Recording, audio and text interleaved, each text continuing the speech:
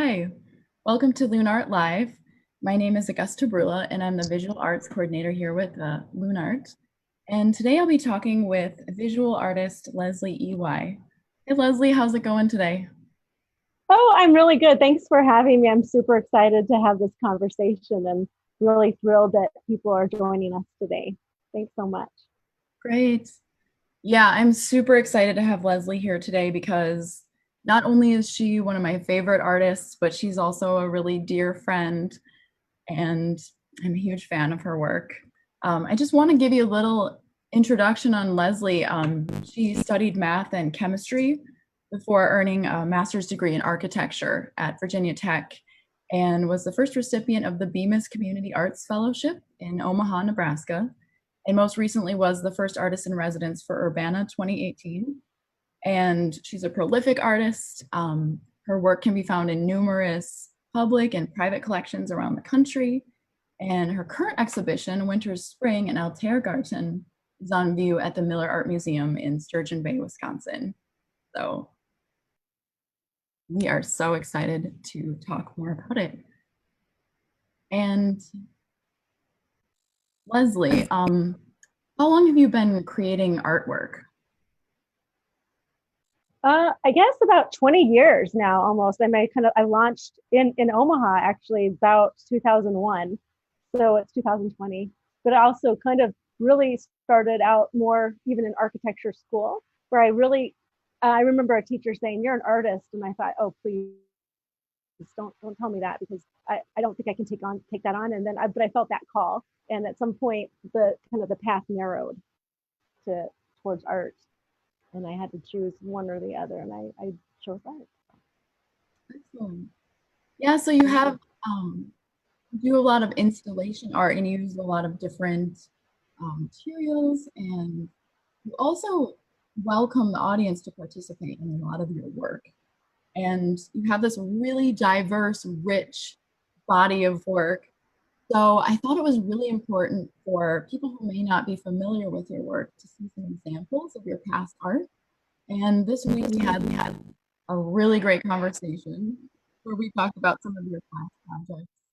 And one of the pieces that you created is called Chambers Gleaming in Cracks of Light. And it's an installation piece and it's an interactive piece. And we're going to start by looking at that.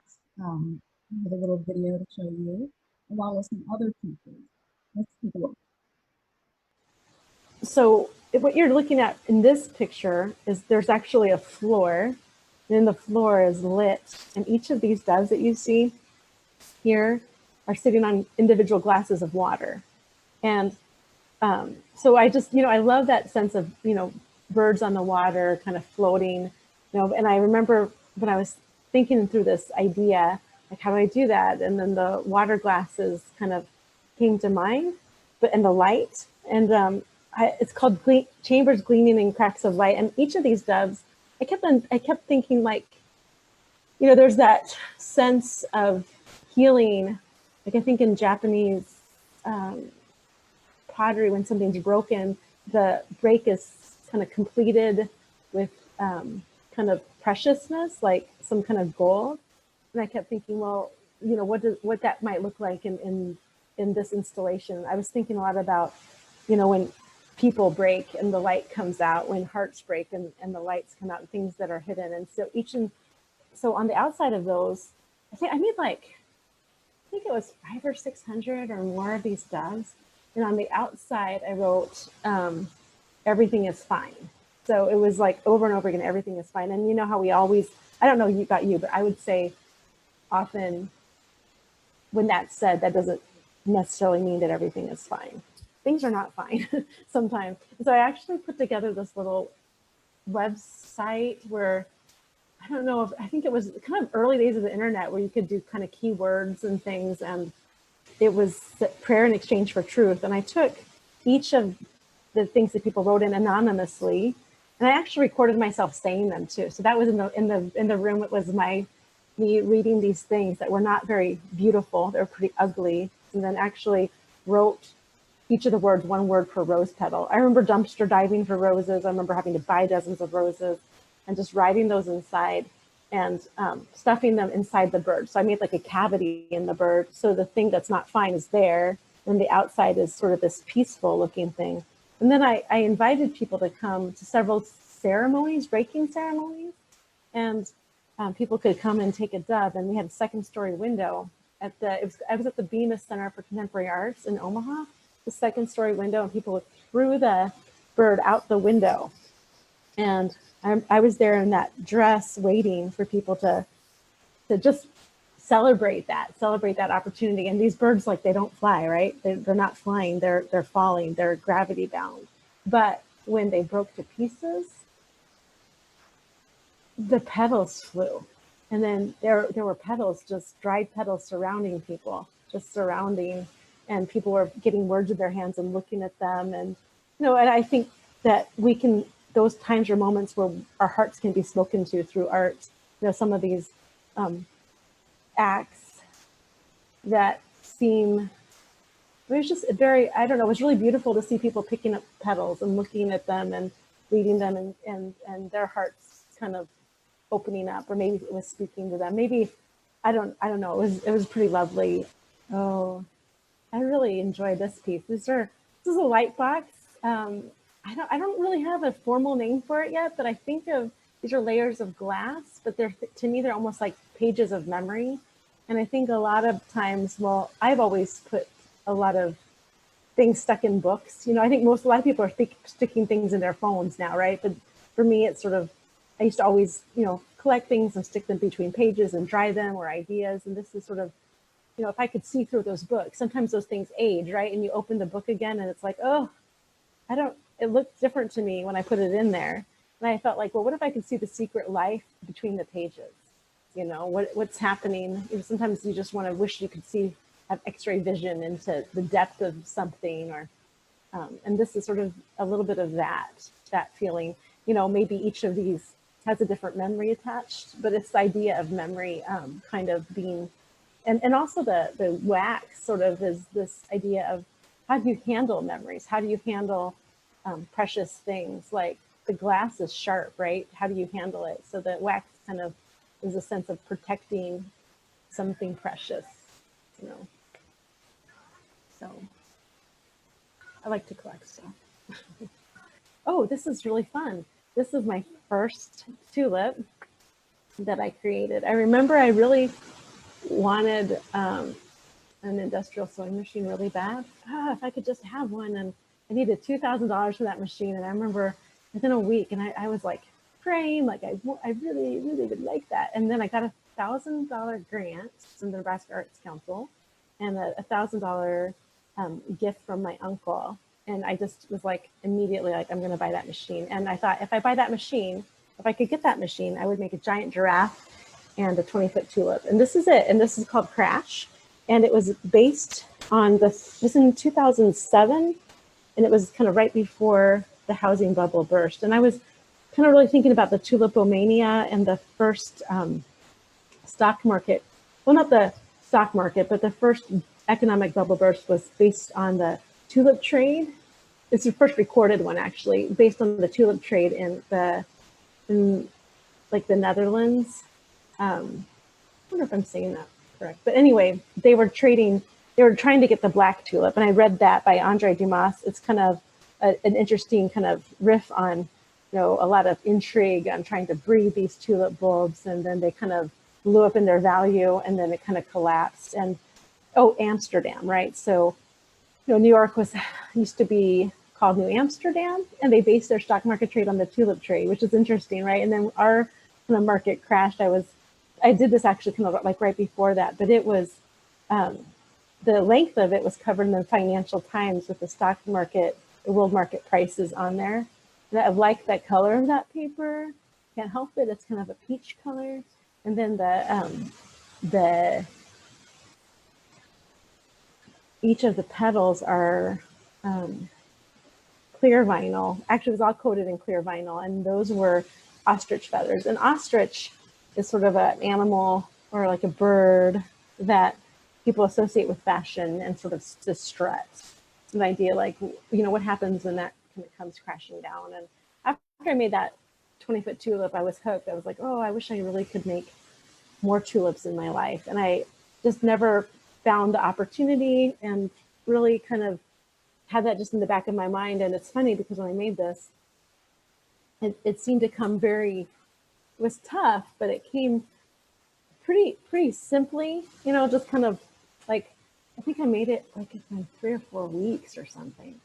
But the ones that I made for the show that we're talking about, like those were like times, I don't know, times 20. I just felt like these new ones are much more involved.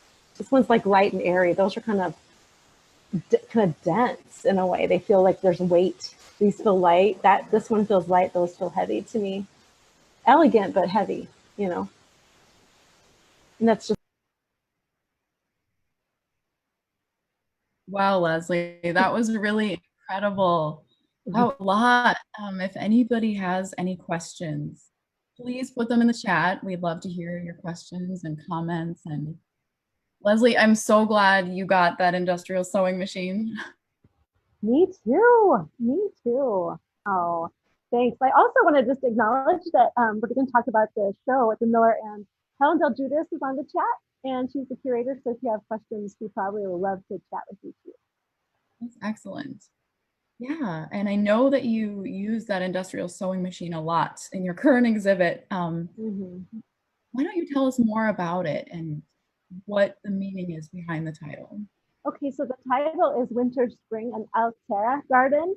And I was thinking a lot about the idea of kindergarten and elders. And a lot of the pieces I make are just now tending towards sort of a childhood, sort of an innocence and playfulness. But like, I feel like it's sort of like some of the playfulness and things that we see in childhood seem to reemerge, like the things I'm seeing in my mother and people that I work with, even in older years. One of my favorite students I worked with at Arts for All in Wisconsin, he started doing art when he was 80, and he was just always drew tulips. And I remember thinking, you know, why can he draw something different? And I kept asking him, like, try this. And I thought, you know what? He's just going with it. It's like he's emerging. And one day after he had passed, I brought a bouquet of tulips into the class for his just to remember us drawing, and it was snowing that day, and I remember seeing the tulips against the snow and thinking his spring happened in his winter. And I think, how many people is that happening to? Even, you know, as we look around what's happening in our world right now, how many people are hidden, their beauty is hidden, maybe underneath the cover of white hair and maybe, you know, a wrinkled skin. I'm getting white hair too, right? And then also the, you know, or maybe disabilities, or just people, like the idea, how do we foster that idea of the inside and outside? And all those projects I feel like deal with like memory and the concept of interior versus exterior. We don't always know what's happening when it's like we can grace each other with taking more time, you know, to not see just the exterior. And this idea of memory, the idea that was actually called Glass Garden. I remember, I couldn't remember the title when we were talking earlier, but this idea of garden and the idea of the seasons of the garden are happening all the time. You know, for me, gardens have just impacted me a ton. My dad did a ton of gardening, and I just always saw that sense of seasons. And one of my favorite people is in the show too. Her name is Pat, and she's had a garden for 50 years, and she just is one of my favorite people. So anyway, that's how that came about. And yeah, I'm sure there's tons more, but I don't know, if Augusta, if you have any other thoughts for me to share that we've talked about. We have a question. It says, so beautiful. And this person is wondering what led you to use the materials in the. Oh, that's a great question. I've had other people ask me, and I really love sewing. And it's funny, I can put this maybe later in chat, but when I started needing that sewing machine, I really wanted to make an upholstered giant O for Omaha. It's called Sofa. And so I thought vinyl is very resilient, you know, you can clean it. And so that sort of started me working with vinyl and the durability of it. So the vinyl is something that I think is just beautiful. I went through for that, the white vinyl for the exterior of the tulip, probably 20 different samples. Like it was intense because you look at all the white and then you think, well, what's sort of the vibrancy or the reflectivity of it, and so we're going to get into some of the nuts and bolts of how it was made a little bit later in the talk today. So yeah, Yeah. So it's interesting because you have vinyl in this current exhibition. It's a lot more durable than, your first tulip or the dove. yeah, So, yeah. What I thought interesting is I don't even, I'm not sure if we addressed this in the earlier video, but this idea that sometimes materials can take, you think it's going to be simple. Did I say this earlier? I don't remember, but the idea of like the first tulip took maybe 3 weeks, and these other ones take so long, and this idea of like the lightness versus heaviness, and even the idea of form, like this idea of form follows function. To me, sometimes those are two of the similar forms, right? But they're functioning really differently, and I think that is a reflective of the material and this idea of delicate, not delicate, like the idea of the weight of the definitely. Yeah, age, the weight of years. for sure. Yeah, well, let's take a look at a tour of your exhibit right now. Yeah, Your work is on display at the Miller Art Museum in Sturgeon Bay, Wisconsin, and I included this photo because I wanted to show what the space looked like before your installation. mm, that's a great photo. I remember when I first walked into the Miller Art Museum, I was overwhelmed at the architecture. Like I really, really enjoy the space and the mezzanine. I haven't worked in the context of a mezzanine space before, and just the beauty of the high ceiling and that frame was really intriguing to me. I, you know, pre-COVID, they had all of those different furniture there.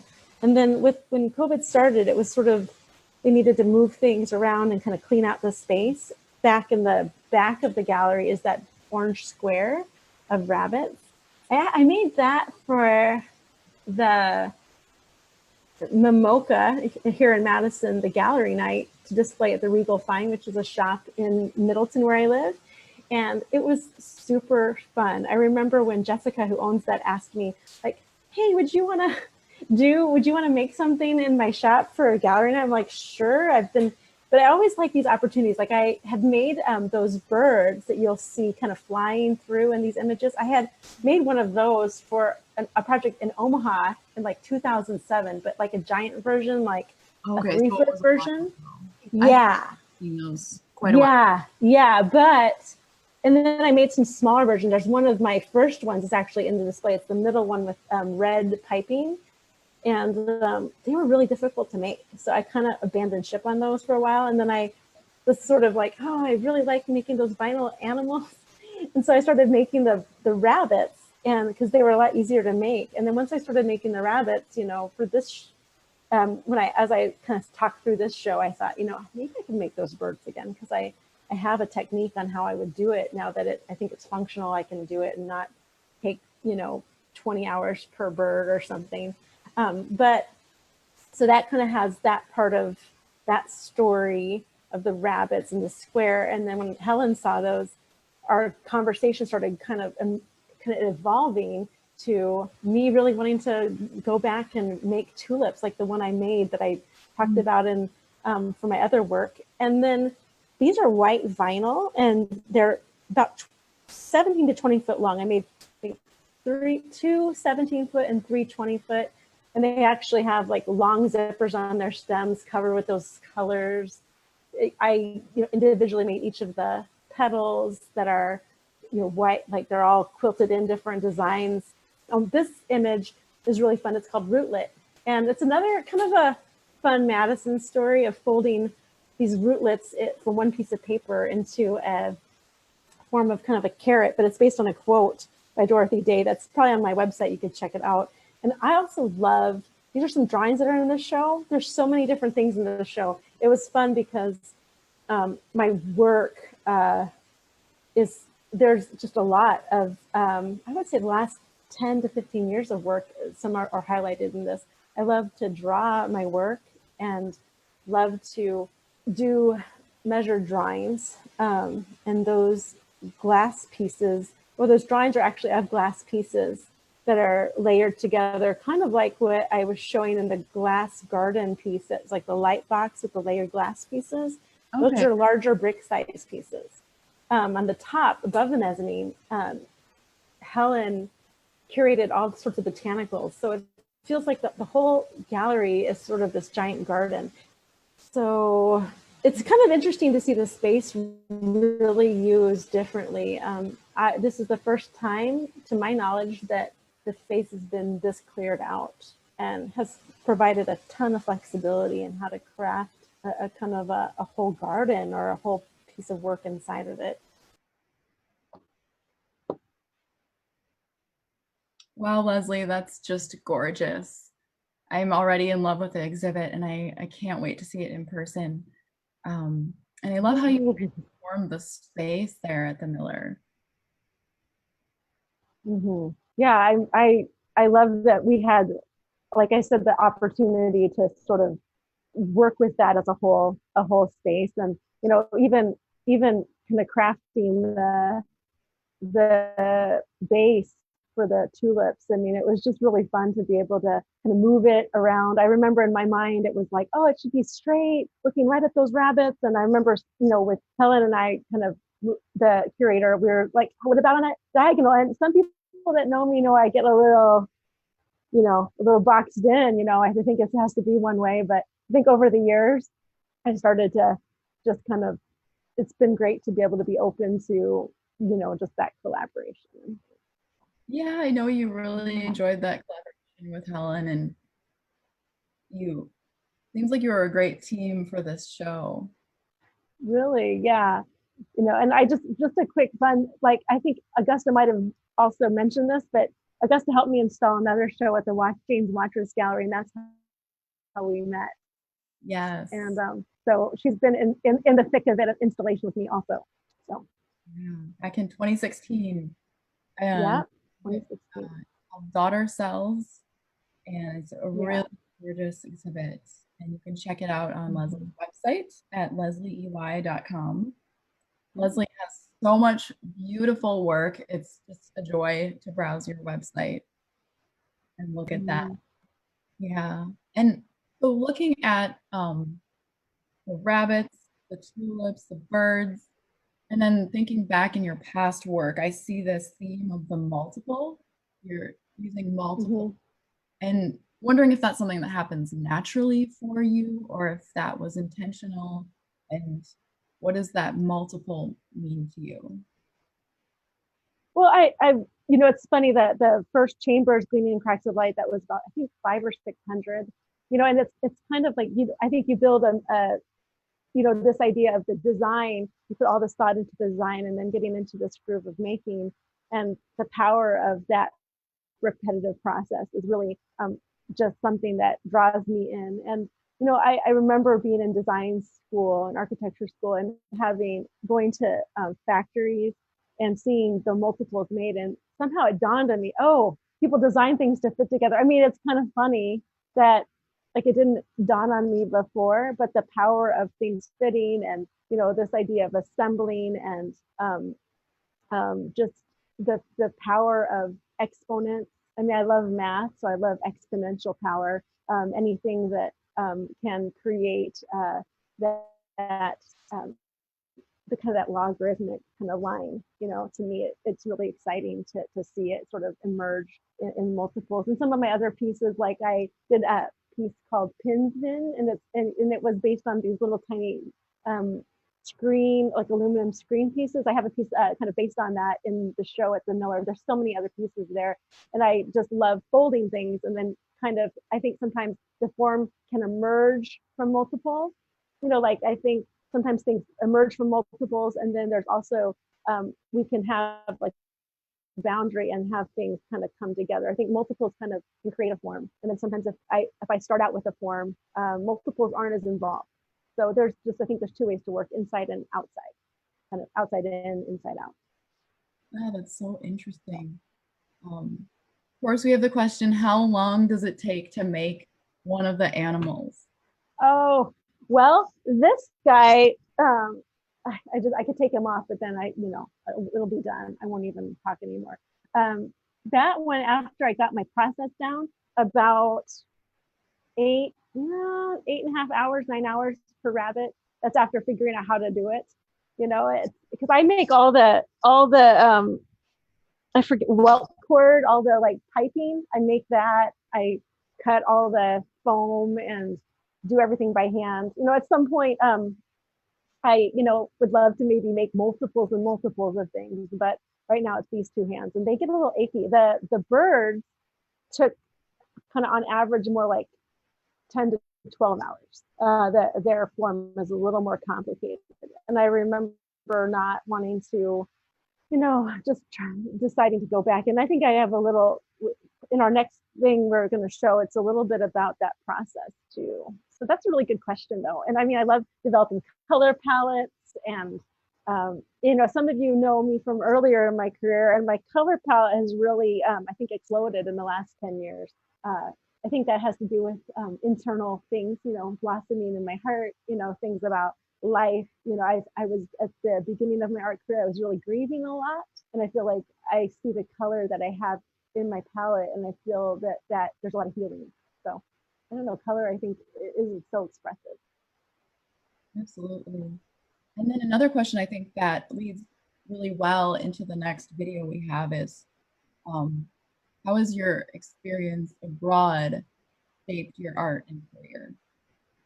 Oh, that's really a fun question. There's actually so I've traveled a lot of different places, but one of the significant places was Sierra Leone, Africa, and I was working just with an organization where we were just working with kids and learn and just trying to just be there. And I remember thinking, did I have to travel to another country to find out that being a good neighbor is just as important in the US as it is anywhere else? And I feel like I learned the power of being a good neighbor. It's kind of funny, but it was, and the idea of efficiency isn't always including people as much. I think my process became, I don't know if that's good or bad, but a little bit less efficient in my mind after I left, because I realized it's more of an inclusive process when sometimes things have to get done like so streamlined, and when you streamline things, like people are left out. And so I kind of have brought that into my life as this idea of the inclusion of non-efficiency. Sometimes they need to be more efficient, but so the traveling is about the idea of the face-to-face interactions. I have actually in the show, I'm showing some pieces I did when after like some little sketch books I did when I was in Sierra Leone. I had people sketch me and I sketched them, and then I formed some pieces. Helen might put that in the chat.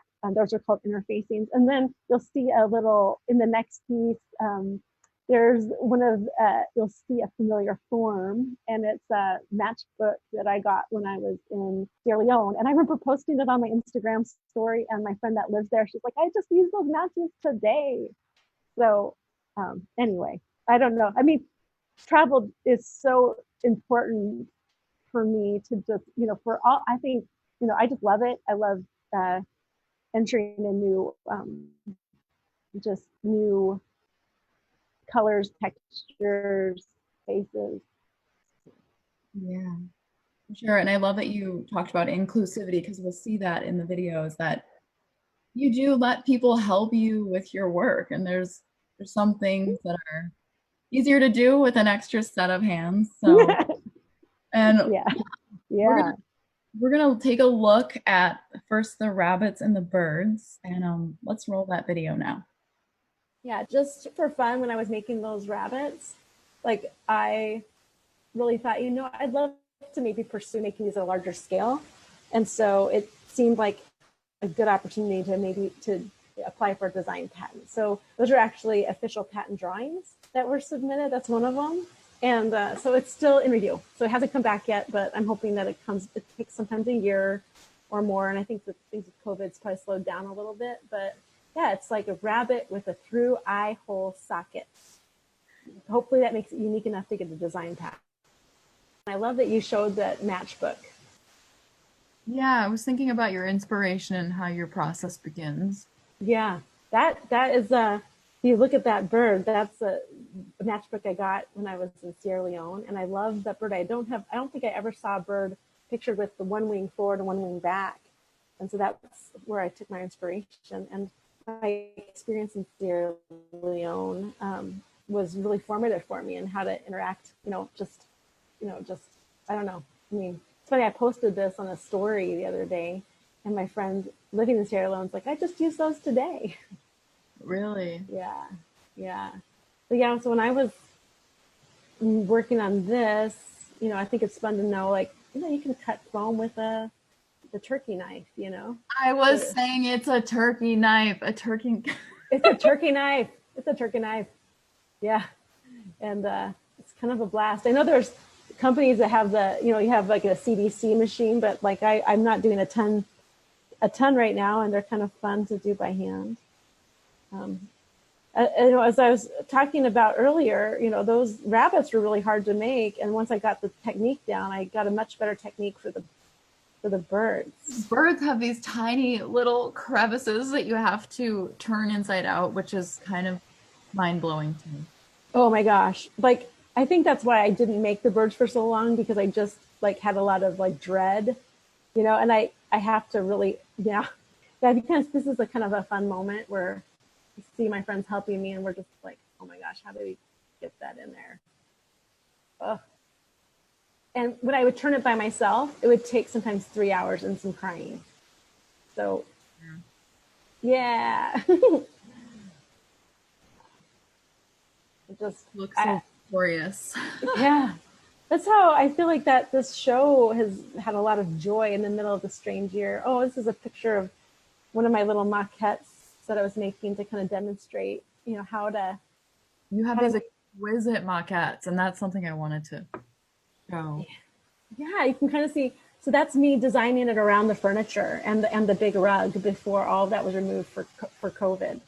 And I like seeing the scale of the tulips with the hutch, because the hutch is about 7 foot by 7 foot, and you can see that the floor of the tulips there. And oh, this is fun. This is I have a membership at the Badgery, like maker space, and I did all my welding there. And those are the tulip heads, and you can see each color, each like kind of those curves look casual, but you have to really make them happen. Like I love the top one, how it balances. And then at the end, I'm working on like sewing the tabs for my leaves that you could see in the earlier images that they're all kind of laced up. And then my petal design, just, it's funny how much work and color can be hidden on the inside. And I think that's part of the whole point of the show. There's so often there's such intricacy things that we can't see. And I guess a lot of my stuff, I really enjoy thinking about the hidden interiors of things and people. Oh, these are fun. Those are the end caps for each of the tulips, and the stamen kind of sticking in there, and how to get that to go in there. I kind of like that the stamen sort of mimics the steel of the interior structure of the tulip. And yeah, and oh yeah, there it is. It's really fun. Oh, always staging an art piece is always fun to see what it looks like beforehand. All those panels are wrapped in vinyl also. And here's a volunteer tailor helping put it all together. Um, all those 20-foot zipper right here. yeah, the 20 foot. Well, I guess it might be 17-foot zipper. Yeah, and then and then the cool detail is like covering the zipper with the color on the interior of the tulip, which is really fun because from the top view, it kind of leads your eye. And each of those petals just slipping in. And I like the idea of modulars, right? I like the idea of parts and pieces fitting together. Yeah. Woo. Yeah. It's gorgeous. Thanks. You can see the little maquette in the background. It's pretty fun I think anything miniature is fun, especially when you're doing such big stuff. It's nice to kind of see a full piece in miniature. Wow, Leslie, that's an Oh, incredible amount of work. I've been there and I saw you putting those holes in the eye holes in the rabbits, and it was intense. Yeah. I mean, that can take, even just pulling those through can take 10 to 15 minutes if it's not too crazy. I don't know. I think it's, I don't know, maybe, I mean, I think I've told this to you before, but like I so needed that help installing because my hands have recovered now for about 6 weeks or 4 weeks of installing. At the end of that, like I barely could like grip things, because anyone that does repetitive work, I mean, it's just like kind of, just the sewing and my hands, I can feel them now. They're kind of numb. Not that you need to know all I believe it. I want that, if you've fallen in love with any of these pieces, many of them are available for sale at your website, mm-hmm. leslieui.com/shop, right? Yep, yep. There's a Great. little discount code if you email or go on Facebook with LunART. They'll give you that discount code too. Yeah, just send us a message and we'll share that with you. And it's Yay. well worth it. Uh, Everything is made by hand by Leslie. And it's, mm-hmm. yeah, Yeah. we have more questions, Leslie. Um, Oh, great. Someone is saying that your work is so joyful and comforting, and you set out to do that with your work. I thought sometimes I think we make the things that we need or we're called to make. Like you, I think artists, a lot of us are empaths, or you're kind of sensing something happening in the world. And I think the piece, the the tulips and those pieces feel that I feel that they are comfort. I have, so it's kind of a part of the story here for me is my mom is has dementia, and she uh, is, there's things that are giving her comfort. And I remember just kind of going through some stuffed animals with her and just feeling like her touching those were giving her comfort. And I think it just kind of emphasized to me like how important comfort is. And I hadn't, and then the joy of seeing someone receive comfort and giving comfort. But I didn't set out to say this is what it needs to be. I think sometimes we need that, or I think joy is incredibly powerful. I think joy is like, I don't know. There's transformation in joy, and I think that's something that I've tried to have in my life. But I have a friend who we did for Urbana, the installation. I remember like right before it opened, a friend that was helping me install, we just danced around the whole thing, just full of joy. And I think that is really important. Mm-hmm. It's amazing. Yeah. I have another question. Mm-hmm. Inspiration can happen at any time. How many ideas or concepts do you have at any given time? And how do you quiet some ideas and prioritize others? And how do you decide what to do next? Oh my gosh. Okay. Yeah. So many ideas. There's some things I think, I heard something and I was kind of grouchy about it. Like there's some ideas that have expiration dates. And I was a little like, none of my ideas have expiration dates. Well, actually, some of my ideas do. Sometimes I think, there's a natural kind of sifting process. And sometimes the ideas I had when I was, you know, 28 are ideas that I can bring forward. Like even the birds, like I started that in 2007, and that has been continuing and I think growing in beauty. There's some other ideas that, I feel like that kind of I had to let go, and I think there's also this sense of you put things to bed or you revisit them in a sketchbook. If I did all the ideas, I don't think I have enough lifetimes to do them. So stuff just has to emerge. And then it's like that path, right? Like the more you choose a path, the narrower and narrower your path becomes. It's not like I get to do more. It's like I have so much more I want to do, but it there's only so much, and like where do you put your focus? And so I don't know if that answered that question, but I feel like there's the idea of, yeah, I was upset about the expiration date of ideas, but I do think that that doesn't mean that the idea is not a good one. It just means that you've grown and the idea is sort of, put away for now. Maybe it's in those memories of that glass, like, like I'm looking through and there's something kind of fermenting happening with those ideas and they'll emerge differently. Like sometimes people, like I remember thinking, like, how am I going to do those pet those leaves. How are we going to join those leaves? And my husband said, "Oh, you should just tie them together." And I remember just kind of like, really? And then I remember it just stuck in my head, you know, and I thought, well, I don't know about that idea. But sometimes an idea that someone says to me or something I thought a long time ago will just carries through, you know, and I think, you know, we carry our work.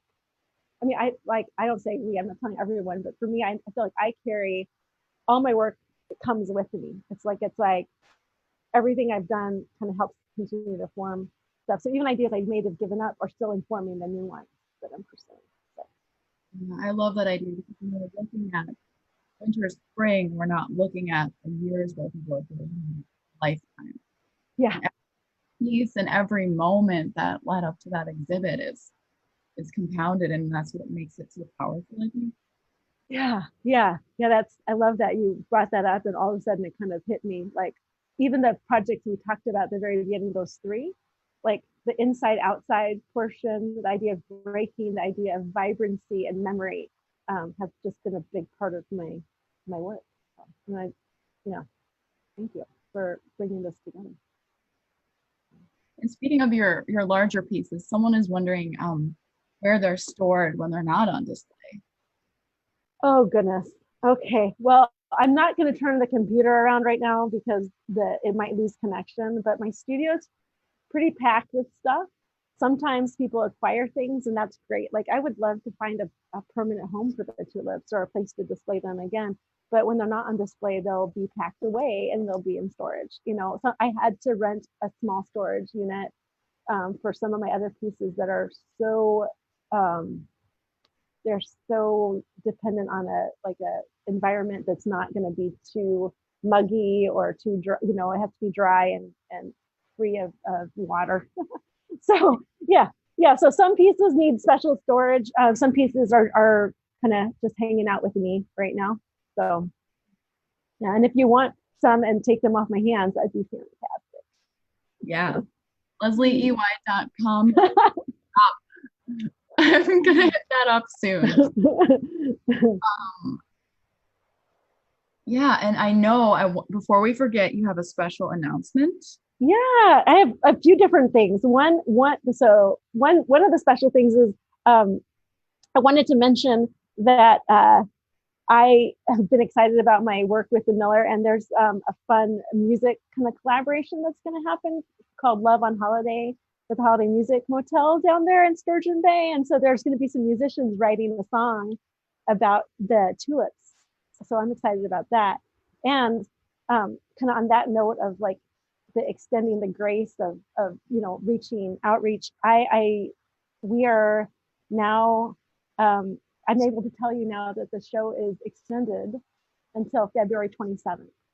So that's that big announcement for today. So hopefully it gives a little more time for people to come and see it. There's also they are in the middle of doing a virtual kind of film of the exhibit too that'll be out, and so that's exciting. I mean, I really was thankful to have a little more margin with COVID to be able to kind of extend the time of the show, and it's really please let me know if you're coming.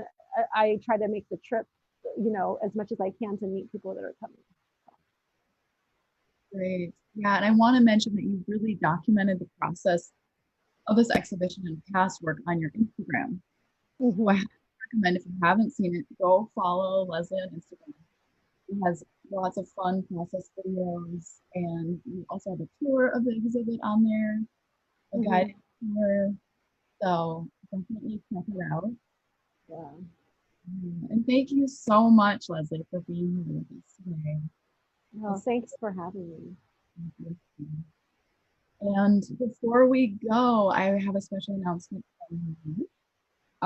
We are thrilled to announce our first ever youth art celebration.